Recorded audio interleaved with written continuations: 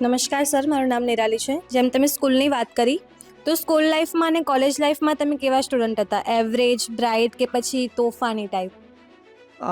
School લાઈફમાં હું average student હતો. મારા 10મા ધોરણમાં મારું લગભગ 57% આસપાસ આવ્યું હશે. 11-12માં મારું 62% થયું. કોલેજમાં મેં 64% મેળવ્યા. બરોબર છે. અને કોલેજમાં જ્યારે હું આવ્યો ત્યારે ટ્યુશનમાં મેં ખાલી TYમાં રાખ્યું હતું. કારણ કે ફર્સ્ટ સેકન્ડ યર તો મને બહુ દૂર પડતું હતું, એટલે સેટ નહોતું થતું. TYમાં મેં ટ્યુશન રાખ્યું હતું. પછી 12માં ટ્યુશન રાખ્યું હતું, 11-12માં રાખ્યું હતું. એટલે મને એવું લાગે છે હું સ્કૂલમાં એવરેજ હતો, થોડો તોફાની ટાઈપ હતો. મને લાઇનમાં ઊભવાનું કે ફોર્મ ભરવાનું, એટલે હું બધાનો લીડર હોઉં એવી રીતે થોડું લીડરશિપ ક્વોલિટી ખરી.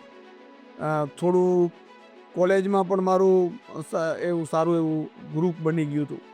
અને મને એવું લાગે છે કે થોડી ઘણી લુખાગીરી મેં કરી છે, ના કરવી જોઈતી હતી એમ.